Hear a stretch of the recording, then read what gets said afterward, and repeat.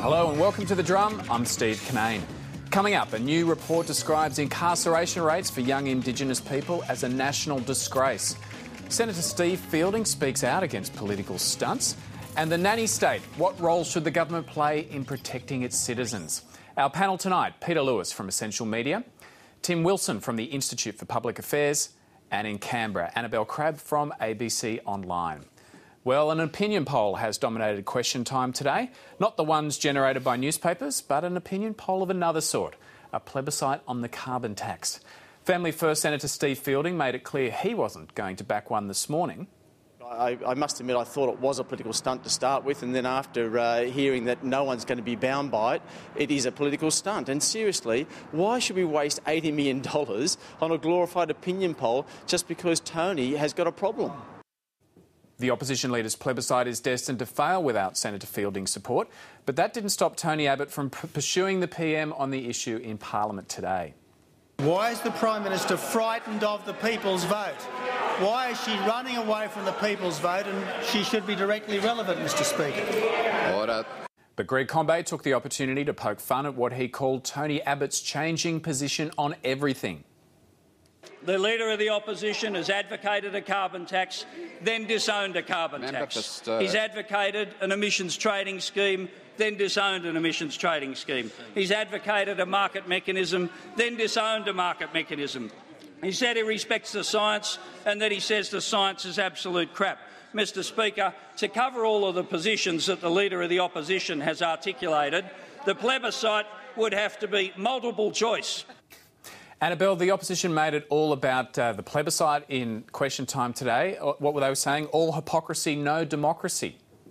Yeah, that seems to be the new line that emerged from Question Time today. I think at last count it was used 4 times as a bit of a catchphrase. Look, it was one of those Question Times today that was really dominated by something that was an issue for about 45 seconds and then ceased to be one. I mean, Tony Abbott's idea of the plebiscite came out of nowhere. It was described as a Monday surprise by some of the independents in the lower house, and it kind of was extinguished pretty quickly as well at zero-sum gain, besides the opportunity to find another premise on which to accuse the Prime Minister of ignoring the Australian public. And the funny thing is that Question Time kind of turned out to be all about this today, because not only did the opposition ask questions about it, but the government kind of hoed into the answers and had some questions itself about it. So it was sort of one of these, colour and movement issues, I suppose. That well, what did you make of the tactics, and Annabel? Because it doesn't seem like it's going to get up if Steve Fielding thinks it's a political No, of course stunt. it's not going to get up. That's why I describe it as a non-issue. I mean, it's not going to happen.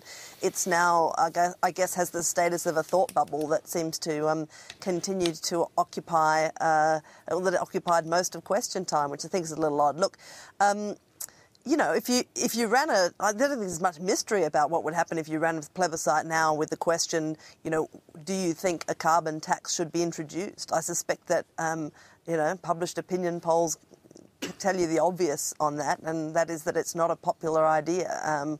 I guess the Prime Minister's challenge from here, and she says that this is an issue that requires leadership. She's emphasising leadership now rather than the deep and lasting consensus that she said not long ago needed to be the precursor to any such decision. She's plump for leadership, and she's going to batten down the hatches and run with leadership, whatever Tony Abbott says.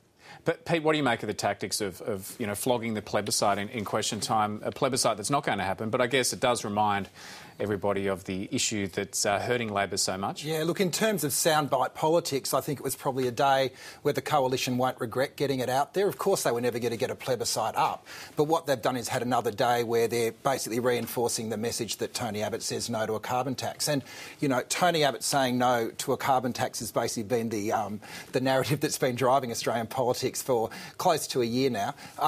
What I would say, though, is there is a danger in the Liberals' long game in just focusing on the very small question. It doesn't look beyond legislation getting through, presuming it does, and we don't know what's going on in those negotiations.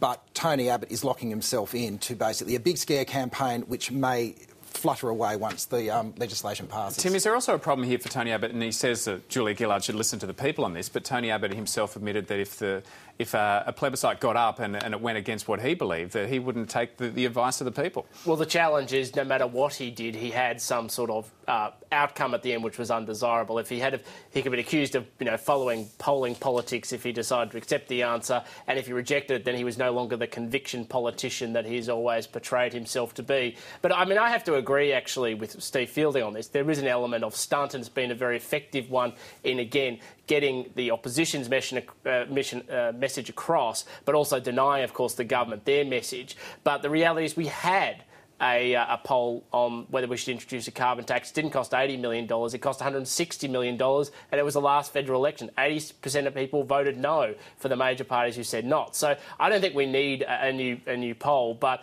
the reality is Steve Fielding is the king of stunts. If there is hypocrisy, that is the man who is a hypocrite. He is dressed up in recyclable bottles, or fabric bottles designed as recyclable bottles. He has taken his clothes off in public. Put another way, this guy is stunt chief. It's Stephen I'm very disappointed, Tim, you missed out the stunt he pulled where he pushed the miniature trolley around, talking about the cost of living. Annabel, what did you make of the king of stunts coming out against political stunts? Well, look, I'm a sentimentalist, Steve, and like you, I also quite like the mini trolley. And, I haven't actually been into Senator Fielding's office for a while.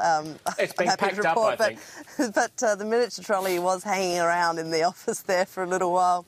And who can forget the man dressed as a soda pop bottle? I think that was my first encounter with him. Yes, that was when he was pushing for a container deposit scheme, I think, Annabel. The stunts are everywhere, and they always are when there's a major piece of legislation coming through. Like, oppositions and minor parties always resort to them. And I mean, the only downside, I suppose, for Tony Abbott of the incredible success of his stunt about the plebiscite is that it kind of overshadowed his other stunt today, which was visiting yet another small business in Queanbeyan. Now, I think, the real story around here is find a small business that Tony Abbott has not visited near Canberra. One of my colleagues today was saying that the only industry he hasn't looked into the effects of the carbon price on is the sex industry in Canberra. And look, the mind boggles, but I'm sure he can find something. A trip out to Fishwick beckons, Annabel. Frankly, it just reminds me of exactly what the Labor opposition was doing in the time during which the GST was being negotiated after the 2008 election. Every question time brought, a new product that would be waved around, and the people who manufactured that product or the people who bought it would be routinely sympathised and empathised with by the opposition because their lives were clearly about to end. I mean, this is the sort of thing we see when a big decision on a big policy change is imminent. And one of the difficulties about selling big nation-changing policies, like changing the economic base of your energy base, is that it doesn't really lend itself to stunts. While Tony Abbott's out there in fancy dress in different factories, Garneau's releasing another thick report that journalists need to wade through. And, you could argue that the government's trying to have a serious crack at winning a public debate, but the stunts is really something you do when you don't have power. But the point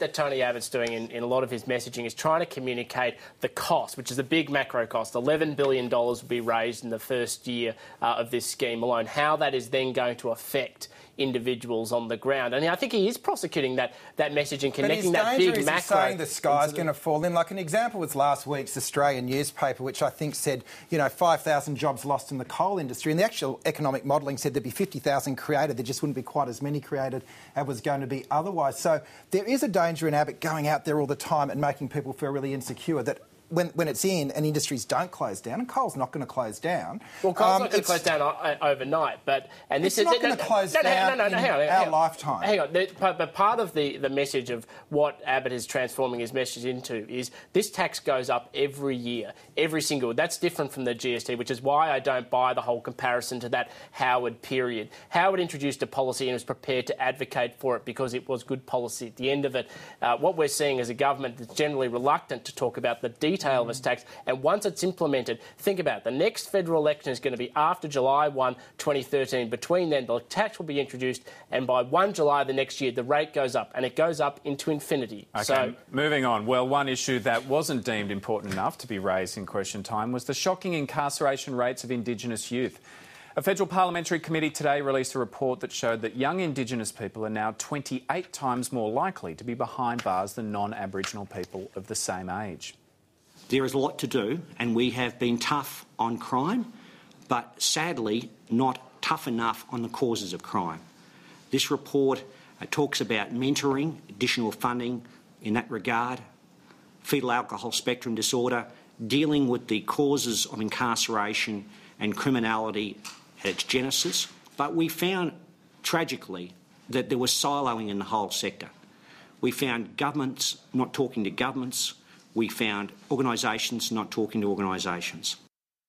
That was Shane Neumann, who will join us a little later on the drum. The committee described the situation as shameful and a national crisis, but no mention of it in question time today. Annabel, what does that say about the priorities of our politicians? Yeah, I thought that was pretty shocking. Like I sat there watching everybody going back and forth about the plebiscite that just wasn't going to happen. And I just think, there's a bit of an industry going on at the moment, and I'm not saying it's just about the climate debate at all, and we're all involved in it in the media